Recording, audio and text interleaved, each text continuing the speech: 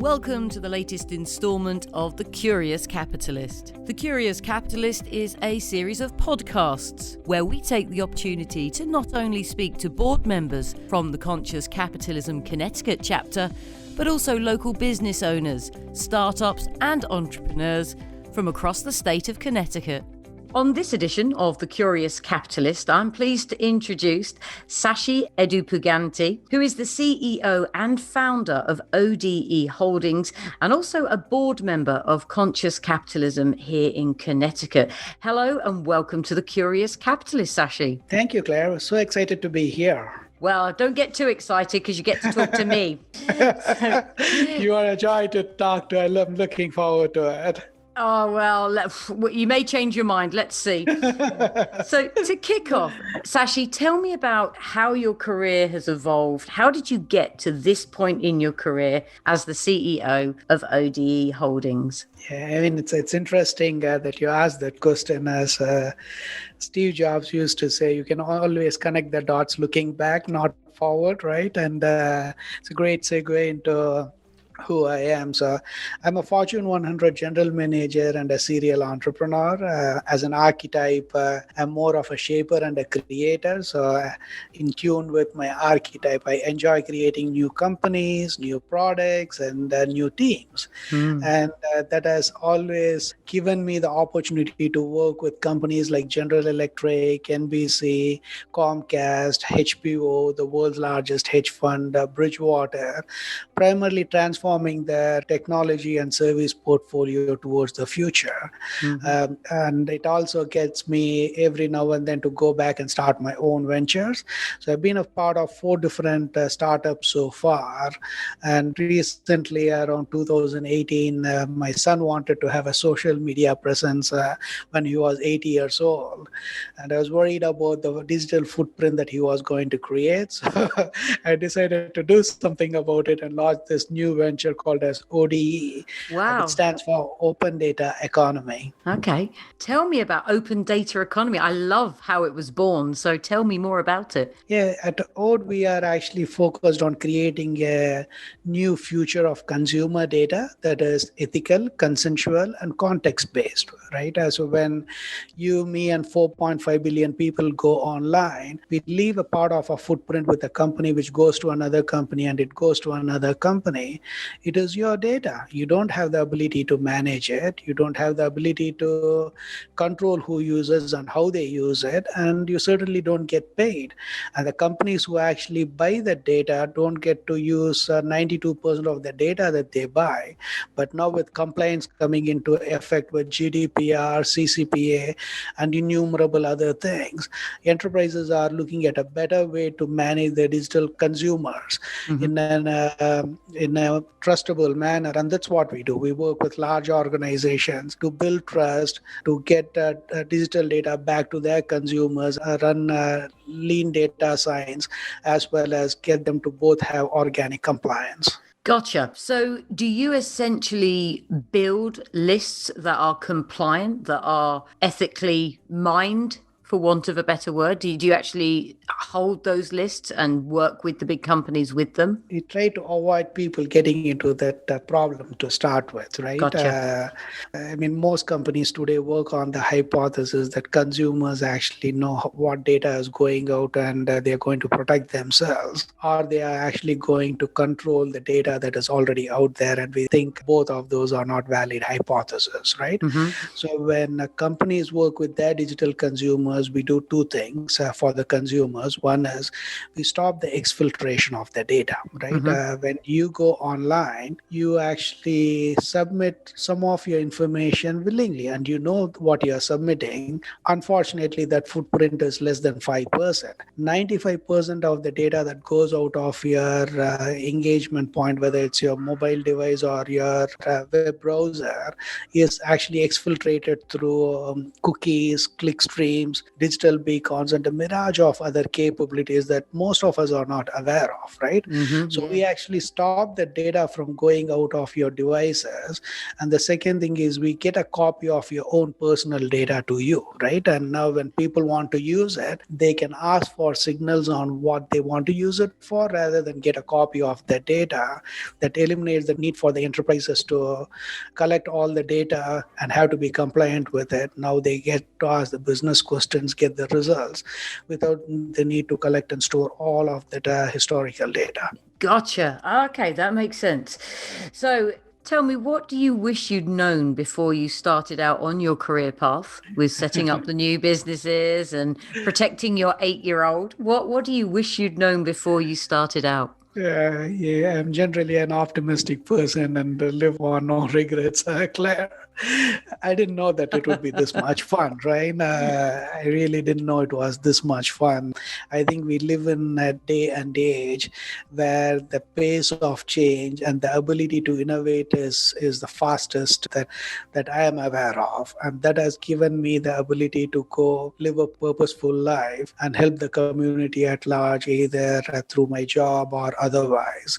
And if I had known that this would be so much fun, I probably would have started early on, but I probably wouldn't. But it's interesting you should say that, Sashi, because I don't just rock up to these podcasts. I do prepare a little bit. And obviously, I did have a little read about yourself. And it's understood that you live by 3 core principles of be good, be present, and be future ready. Tell me a little bit about that. Yeah, it's so cool to hear that. So it's very important for me, right? Whether it is on your personal life or on your professional life, it is important for you to be good at what you do. But more importantly, you should be good to the people around you, right? Because people at the end of the day are going to make or break wherever you are heading individually and collectively as a team. So that's what be good means in my terminology, right? What was the second thing I forgot? Your core principles. I love it. Be good. Be present. How apt. Be present. Correct. Yes.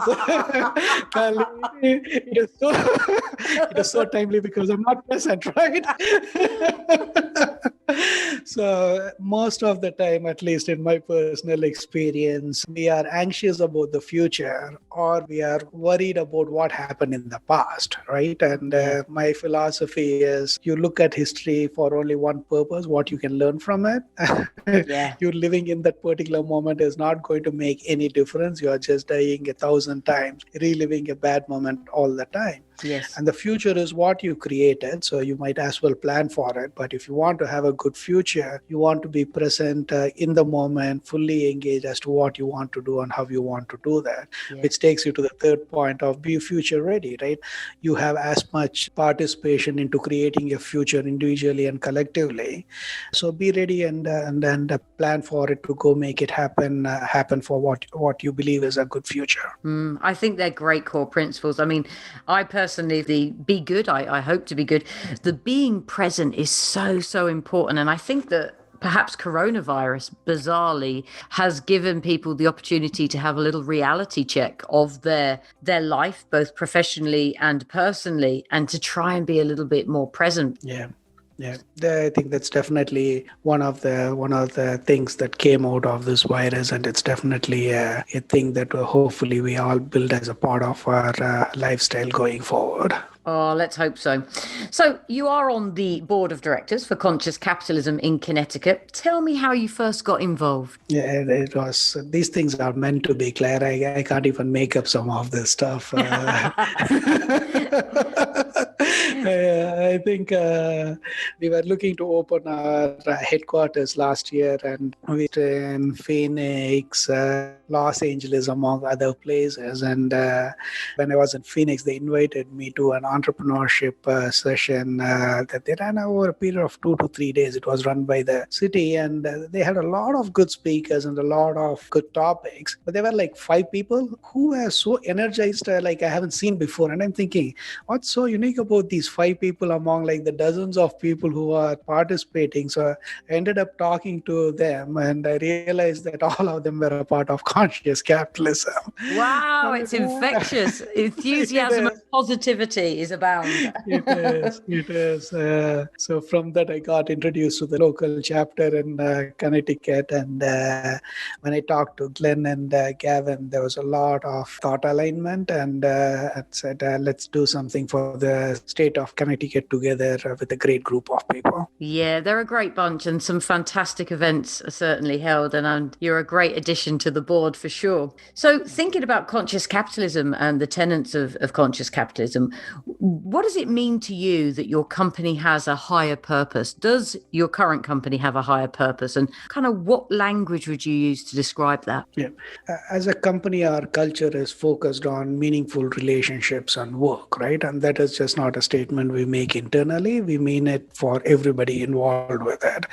So having that purpose to have a meaningful relationship and work for all of our key stakeholders is a higher purpose, and that's what we aspire to do. How do you know that you have an accurate picture of your culture, sort of internally and externally? Is there a way of measuring it, or how do you gauge that culture within your company? Yeah, culture at the end of the day is people centric, right? There's no amount of money, technology, or guidelines you are going to put in place to have a culture. You get the right people to think about things in a rational and respectful manner that drives a lot of what you want to build as an organization. So one thing that we focus on extensively, irrespective of our short-term pains, is we hire people based on values, abilities, and skills. Values being the most important, abilities being the next, and skills are the last, right? It's still important, Yes. but it's the last one. But we expect people to learn their skills, but we don't expect people to change their values. So we want to Wow.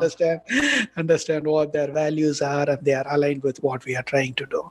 To make it a little bit more easy for all of us to get on the same page and hold each of us accountable, we have codified our operating principles, which, while concise, are good guidelines across various aspects of our business. We lean on them, and as with everything else, when we see that it doesn't meet a particular situation, we collectively evolve them to what we need it to be. Wow, what a refreshing change to the norm, so to speak. Thinking about that culture then, and how essentially you lead your team and your workforce, what do you think the return has been? How do you measure the return on that culture? What do you think it's worth in financial terms?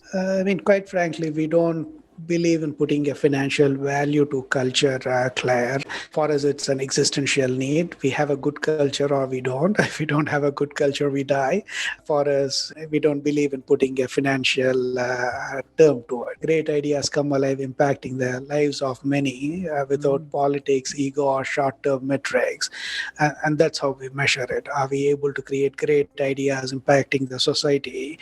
And are we able to do that without politics, egos, or short-term drivers, which will sideline us? So if you could snap your fingers and make one cultural change within your company, what would it be and why?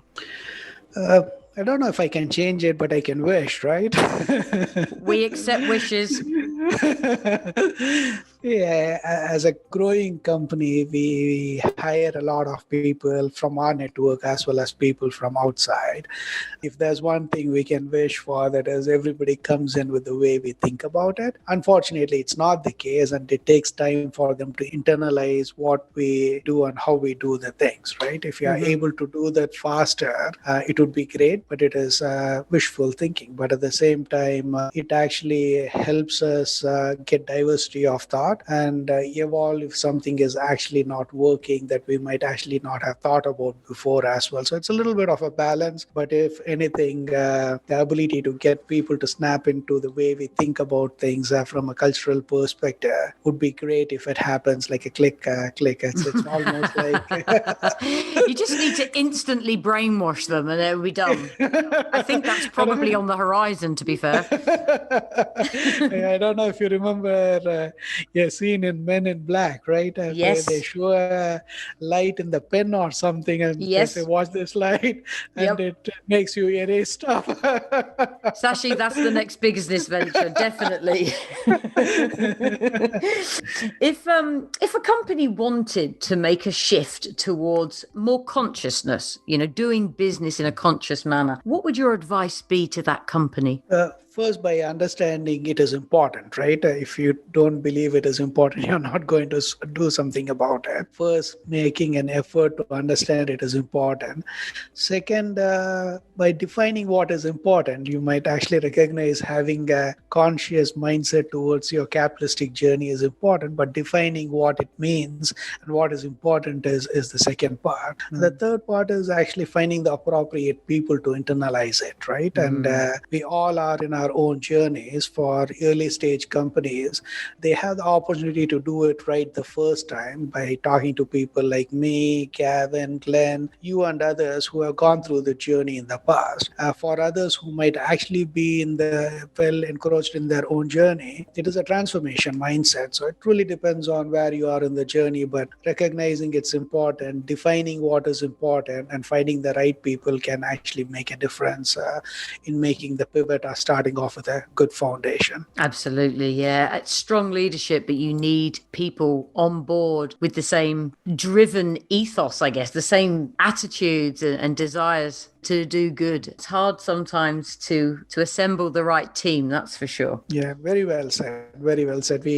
When we try to bring somebody new into the team, we ask two questions, right?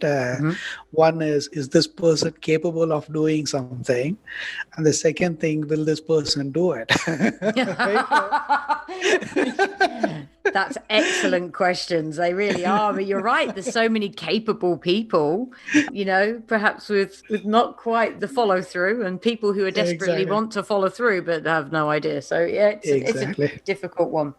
So when you're not focused on your work and obviously world domination, what do you like to do to relax? What are your hobbies and relaxation techniques? I meditate, so that's something that I do every day to find my center. It's almost like it's something that I do early in the morning before I go off on my day with everything else. So that's something that's very much a part of who I am. I also like to play hard as much as I work, right? So I like hiking the tallest peaks.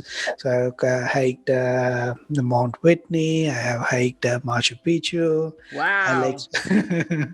I like snowboarding, so I can hit the slopes during the winter period. And I also like traveling a lot, where I get to meet a lot of new people and places. And when I'm not able to do any of those things, I find great joy in reading books. I am always reading something or another, and I always find myself learning new things. Yeah, always growing as a person in all of those, and hopefully the snow will come soon now that summer is gone, and we can hit the white stuff. Without a doubt. Oh, I'm looking forward to that.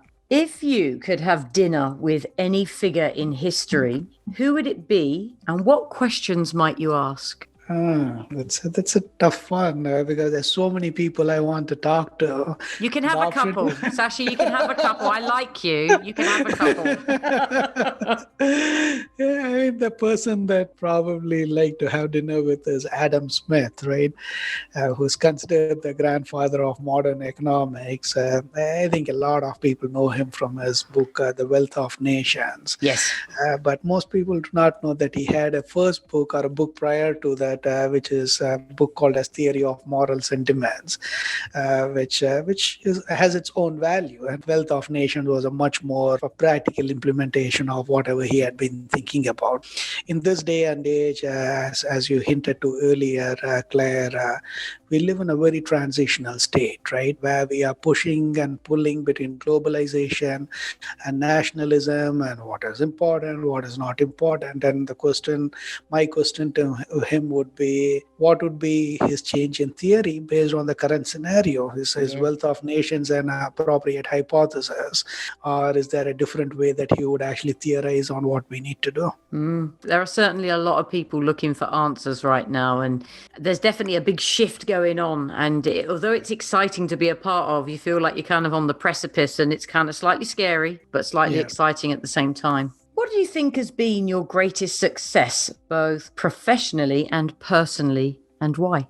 I've been blessed with a lot of good things I have been able to do in my life, Claire, and among all of those things, one thing that I always cherished is having and growing a good network of people.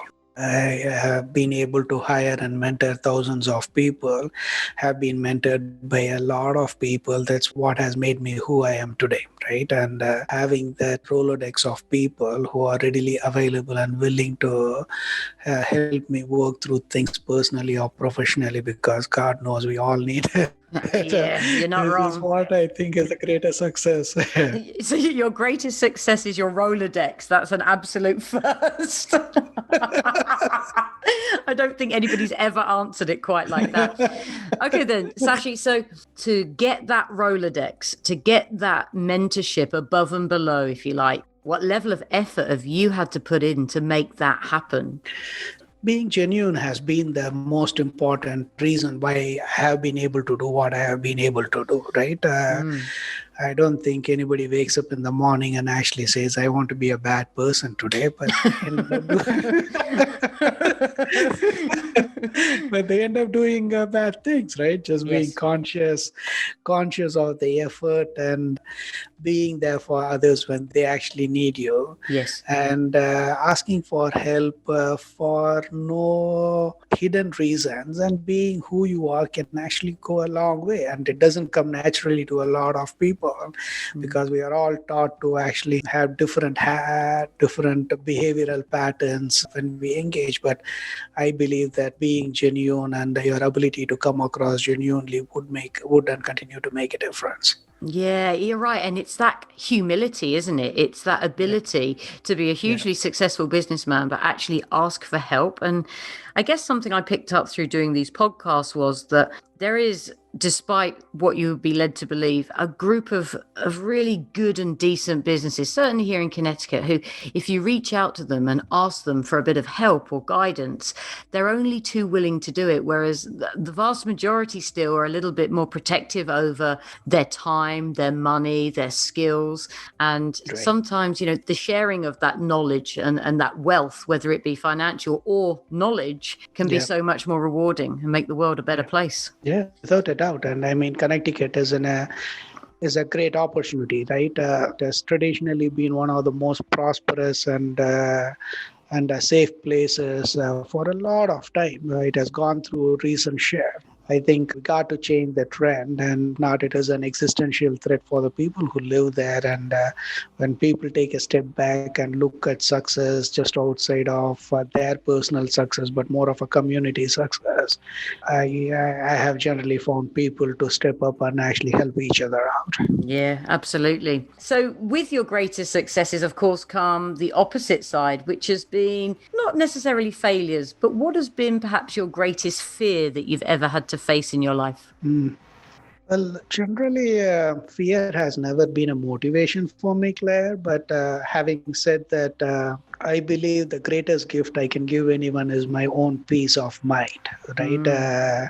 And my greatest fear is I won't be able to do that sometimes. And I always consciously try to find my center and peace when I'm engaging with others. It's a really nice answer, actually. Yeah, to give the best of yourself, you have to be centered, you have to be present. And the other two core values that I've managed to forget, like you, be good, be present, and be future ready. You're absolutely right. So tell me a little bit then about your plans. You wildly successful on the board of directors at Conscious Capitalism, Connecticut. What is the big plan? I normally ask, what's the plan for the next 5 or 10 years? The classic question. However, in these pandemic times, it seems kind of a moot subject. So just what are the plans moving forward? What are your aspirations? What are you aiming for in the next period of time? Yeah, I mean, the ODE is a relatively new venture for us, right? We started in 2019, and it has the potential to have a very large impact to the livelihood of millions across the world. Mm-hmm. We want to do it right and get individuals to get their digital free will back. The lack of it could be detrimental in decision making and critical thinking to the world to a very large extent, and that's what we want to do. But as a part of actually doing that, we want to build the next generation of social media, finance, media, educational applications on our platform with the next generation of entrepreneurs, right? So our ability is not only to build a platform that enables digital free will to consumers and operational efficiencies and innovation for enterprises, but to create the next generation of leaders in building and growing ethical, consent-based, context-based companies to make the world a better place. You've got me on board. That's all I can say. I'm on board. Sashi, it's been such a pleasure speaking to you today. How can people find out more about you and your company? Is there a website or social media channel that people should look you up on? Likewise, Claire, you've been a joy to talk to, and irrespective of what you said in the early on, you are an absolute joy to actually have this session with. So our website is odeinfinity.com, odeinfinity.com. Yep. I am also on LinkedIn, and we want people to be a part of our future. So if anybody listening to this like to have a say in defining a new future of consumer data and digital free will, we want to hear from you, and we want you to be a part of the success story that we can all write collectively together. I love it. Digital free will. I'm on board. Sashi, it's been a pleasure. Thank you so much for your time. And let's catch up again in the future again. Likewise, Claire. Good luck. Thank you for taking the time to listen to the latest installment of The Curious Capitalist. For more information, you can visit the website connecticut.consciouscapitalism.org.